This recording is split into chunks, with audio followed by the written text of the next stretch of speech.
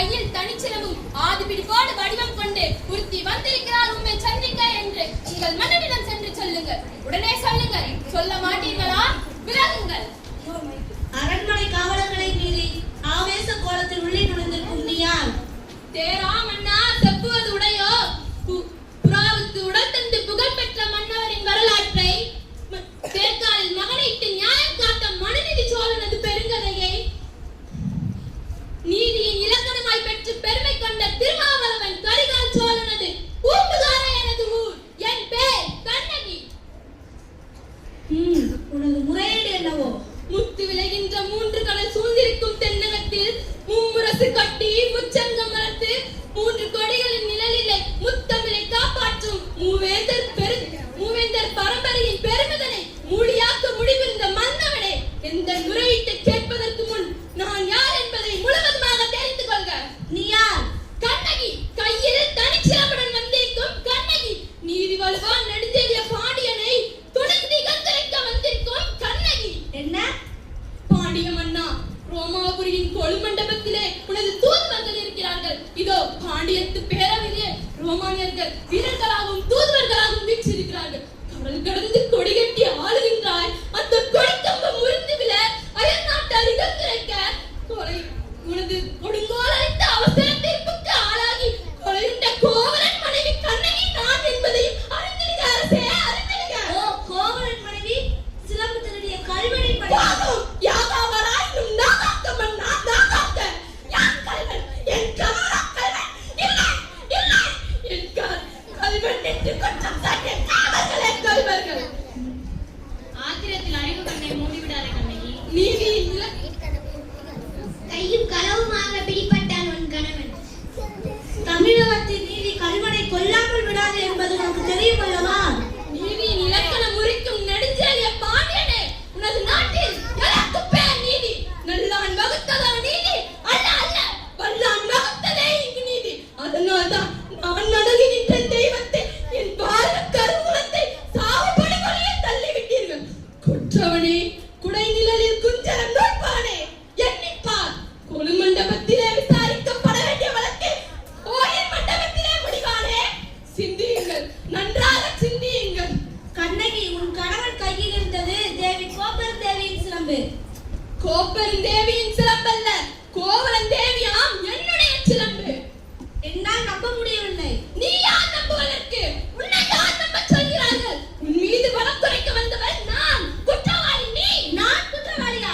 ஆம், நீ குற்றவாளி. அதனால் தீர்ப்பளிக்கும் உரிமை உன் கையில் இல்லை.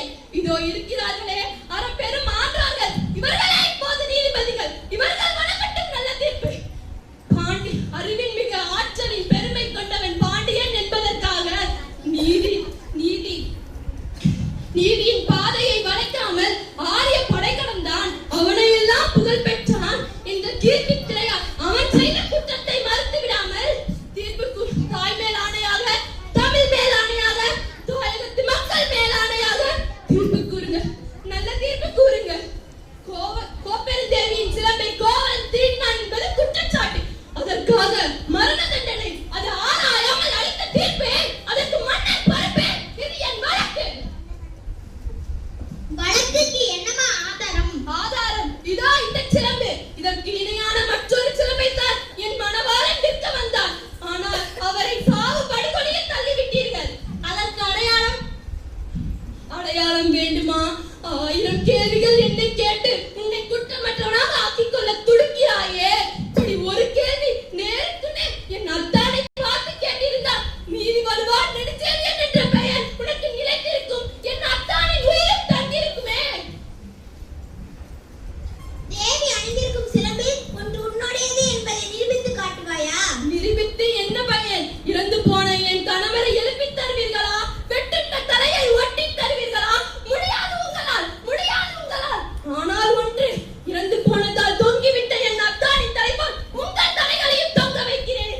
பாண்டியா, உனது மனைவியின் சிலம்பிலே உள்ள பலர்கள் முத்துக்களா மாணிக்கங்களா? முத்துக்கள், அதுவும் கொற்கை முத்துக்கள். என்னுடைய சிலம்பிலே உள்ளவை மாணிக்கப் பலர்கள். எங்கே பார்க்கலாம்? இப்படி கொடு.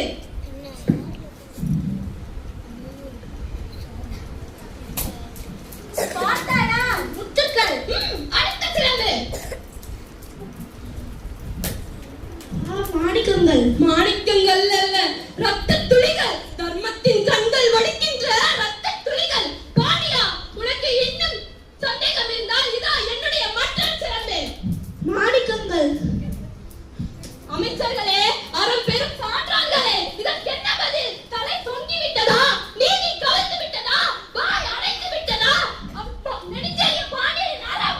தினம் மத்தனையும் மண்ணாடு மண்ணாக கலந்து விட்டதா? ஐயையோ, ஏன் இந்த வாட்டம்? தமிழகம் சிரிக்கிறது, பாண்டியா நீ கடைபிடித்து நிற்பதை பார்த்து தமிழ்நாட்டு மறைகள் சிரிக்கிறாள், கேள்வி பேசுகிறாள். பாண்டியா, உன் நீதிமன்றங்கள் செய்தி கேட்டு ஆணை தேடி ஆயிரம் ஆயிரம் இழுத்து வந்தாலும் அண்ணாத்து தடை புரியாமல் வழி நடத்தும் உன் வீரம் எங்கே? கம்பீரம் எங்கே? வெற்றி திருவாணி எங்கே?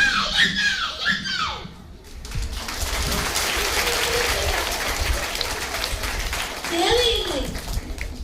மாசுபடரும் மாநில நிகழவும் நீதி வழங்கிய உனக்கு செங்கால் எதற்காக? தேவையில்லை. மாவாதகம் பிரித்த உனக்கு மணிமணி எதற்காக? தேவையில்லை. வேந்தர் குலத்துக்கு இழிவு கற்பிக்க வந்த உனக்கு வெண்கற்ற குடை எதற்காக? தேவையில்லை.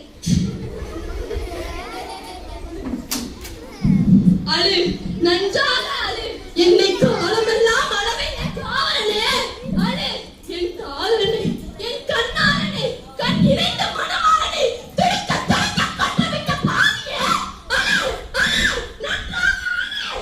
கண்ணகி, உன் கணவன் கல்வன் அல்ல. அவசரத்தில் ஆராயாமல் கொன்று வருக என்று ஆணையிட்ட நானே கல்வன். தமிழே, தாயகமே, என் தாயை என்னை மன்னித்து விடம்மா, மன்னித்து விடு. அரசே அரசே, நீதி தவறியதால் வளைந்த செங்கோலை கைவிடை கொடுத்து நிமிர்த்தி விட்டீர்கள். இனி என் உயிர் தங்கள்